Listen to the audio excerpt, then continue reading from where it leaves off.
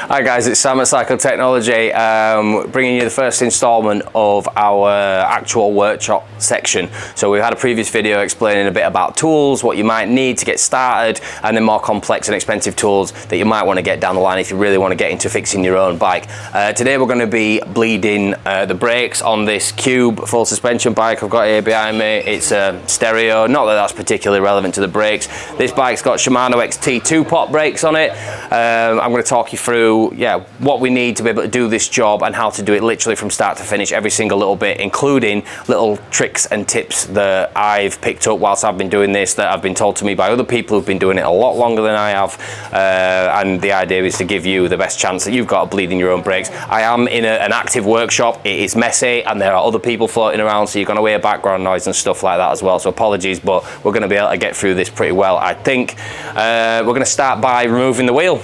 So removing the rear wheel on this particular bike, it's got a through axle. The first thing I want to do is pop it into its highest gear. So I want it all the way, and the reason I do that is to get the derailleur all the way to as far over to the drive side of the bike as possible, to give me the best chance of dropping the cassette past the chain and the derailleur. I think this bike has a 5mm Allen key for its through axle. Most of them have 6, but you know, it's whatever your bike is running. SRAM GX derailleur has a little pin here. I can push the cage down out of the way and lock that out there, which makes it easy to remove the rear wheel. Pull the through axle out, drop the rear wheel and just pull the derailleur back and ease it out. Next thing I'm going to do is remove the little safety pin there, like a little retaining pin for the actual, well, I guess that's like, yeah, a little split pin for the retaining pin for the pads. So pop that to one side. On this particular braking system, it's got a 3mm Allen key bolt on its retaining pin. There are different ones. You'll find ones with split pins that go all the way through. You need to bend one end of the split pin down to allow you to remove it, but this one looks just like that. I always find it handy to put little bits in like a magnetic bowl or just something so I know they're all going to stay in the same place. The next thing I'm going to do is push the pads out on this particular brake. I can take the pads out from the top or I can take them out from the bottom. Some brakes will only allow you to take them out of the bottom. This Shimano one, you can pull it out of the top as well. So the tools that I like to have handy for when I'm doing a brake bleed, I use a Park Tool bleed kit. It's got absolutely all the adapters. This is the BKM 1.2, so it's I think it's the most recent version that they've released, which has more attachments for newer brakes and things like that.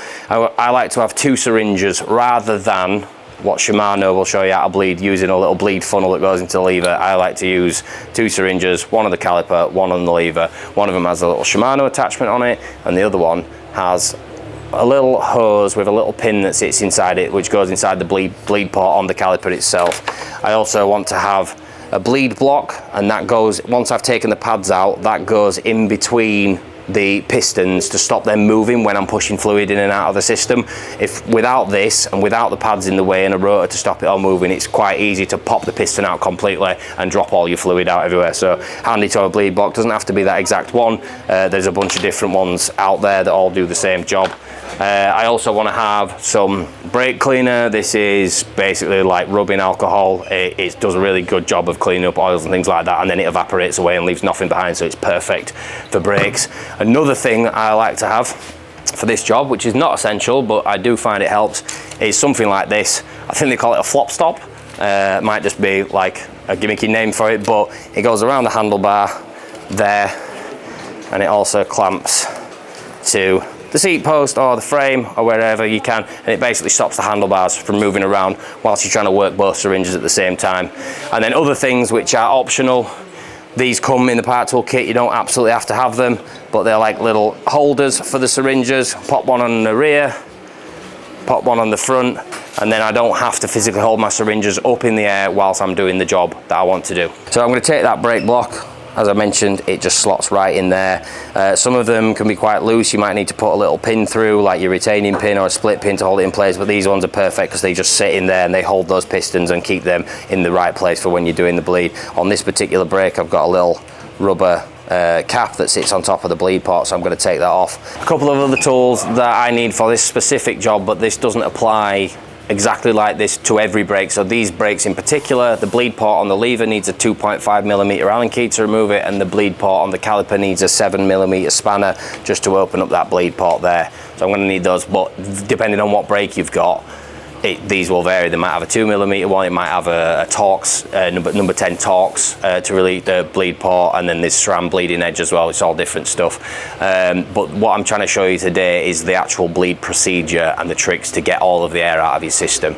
So that's the goal of bleeding this brake today. But like I said, these things, they're sort of interchangeable. Again, specific to this brake, always check whether or not you're running mineral oil or DOT fluid in your brakes. Shimano and Magura both run mineral oil, as do like Tektro and a few other brands that are quite similar to, they use like Shimano's pads and things in their brakes. SRAM by and large use DOT fluid, Hope use DOT fluid as well. SRAM are starting to release brakes that use mineral oil, so it's always worth checking, because the seals that reside within these brakes will only play with their specific type of mineral oil or DOT fluid, with their specific type of hydraulic fluid. If you get them mixed up, you're going to knock your brakes up and burn all the seals out. I'm going to take one of my syringes, pop it in there, and draw up about half a syringe of fluid. And I'm gonna, you don't have to do this, but I find it helps just to make sure that there's no air in it, kind of like a doctor does when they get the air out of the syringe before they give you an injection. And I'm going to stop it there. And this is my end with the adapter for the lever. There are, again, different ones for different levers, so always make sure you get the right one. This particular part toolkit tells you which ones go where. Using my 2.5mm Allen key to gently remove this bleed port.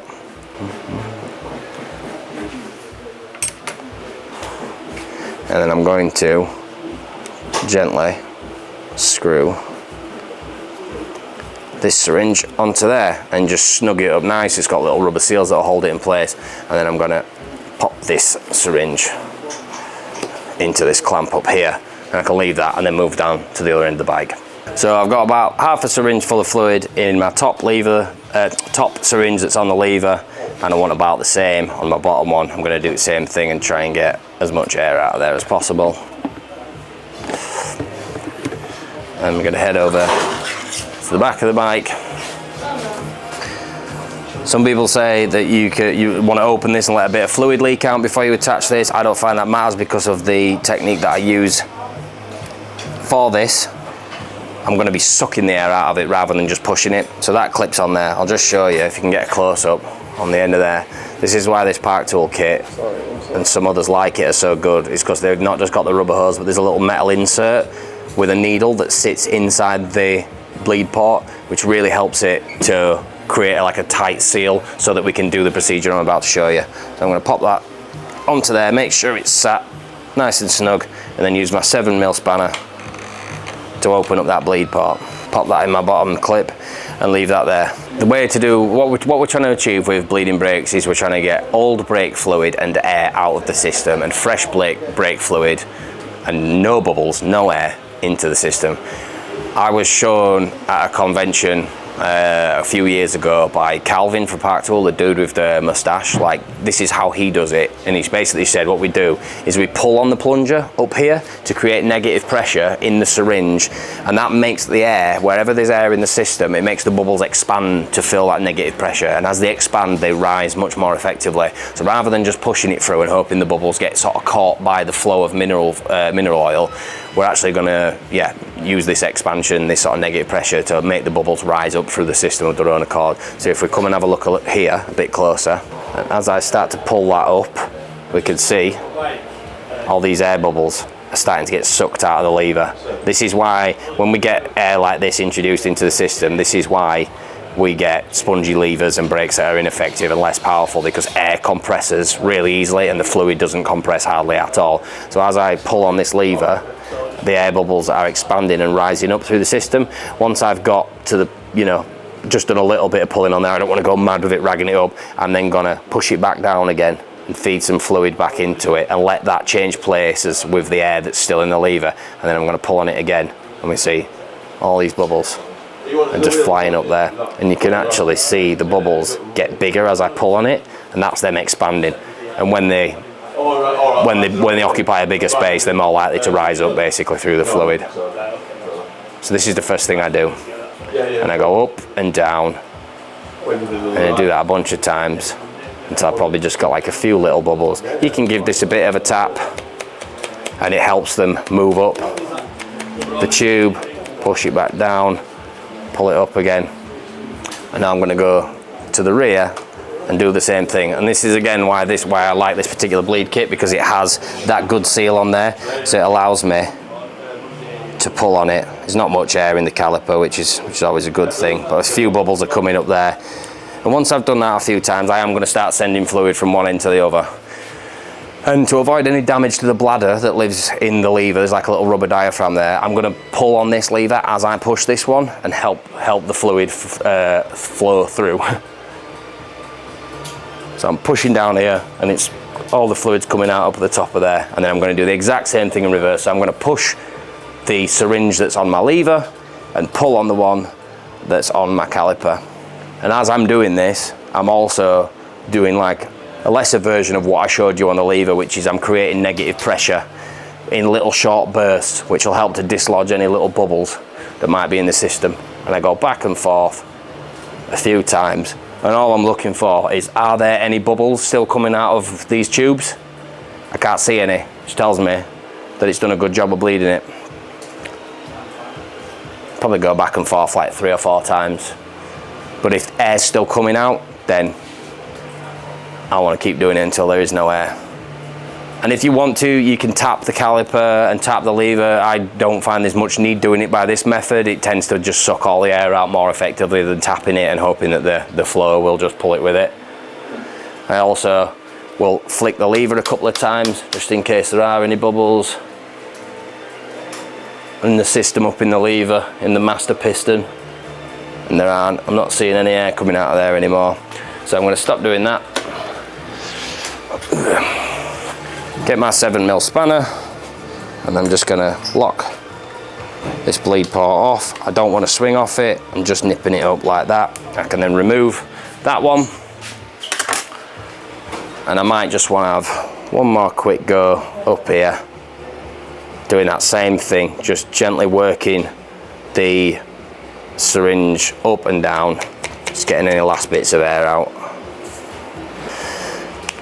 Once it's done, depends on how sticky your syringe is, but you don't want there to be negative pressure up here when you take this off, because it will just suck air straight into the chamber up here. So I want to probably have just a little bit too much pressure. What will happen is a little bit of fluid will sneak out, but that's fine because I'm going to catch it with this rag. I'd rather have a bit of fluid coming out than air going in. Yeah, bit of excess fluid there. Just mop that up. And if you have a look in the bleed port, you can see that the fluid comes all the way to the top, and it's just poking out a bit at the top of there. So then I'm going to get my bleed port screw on my 2.5mm Allen key, pop that back in, make sure the seal's sat correctly. Just like that. Again, just a very gentle nip up on that. These are really easy to round off the Allen key hole if they've been done up too tight. There's no pressure on that thing really, so it doesn't need to be ramped up. It just literally needs to have like a little bit of an airtight seal. And I'll give the brake a little bit of a squeeze and see how it feels. And if you want to come and have a look at that, it's basically got no movement in it. It feels nice and stiff. It doesn't at all feel spongy. It's like, obviously I've got the bleed block in there, but that gives me a good idea of what it's going to feel like when I've got the brake pads back in and the rotor back in place. It's not going to feel squishy because we've sucked all the air out of it. I'm going to get rid of these things. Take my bleed block out. Pop the pads back in just like that. It's different for every braking system, but for this one, like I say, slot it in from the top. Then I want to get my little retaining pin, and I'm going to put a tiny little dab of grease on those threads there, just to stop that from getting seized in the future. Might not be me that works on it, but it's nice for the next mechanic. And I want to make sure it goes through the hole at the top of the pad back in, and then the holes at the top of the springs, then through the other side. And again, I'm just nipping that up, I'm not swinging off it. And I'm getting my little split pin, this guy, that's going to clip back over. Get my little bleed port cover, that's just like a little dust cover there. Pop that on. I'm going to loosen the caliper slightly, half a turn on each bolt, just so the caliper can move like that. Grab my wheel, seat it back in, dropping the chain onto the highest gear, making sure everything's going where it's supposed to go, making sure the rotor sits in between the pads as it comes in there.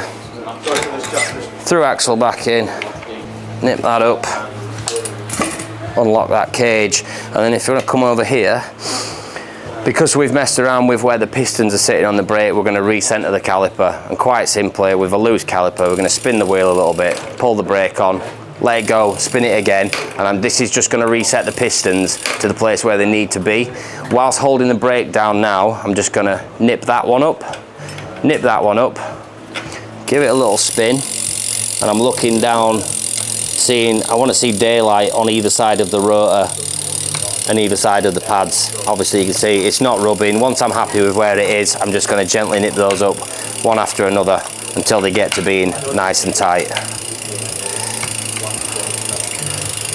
And that's it. Let's come and have a look at the lever.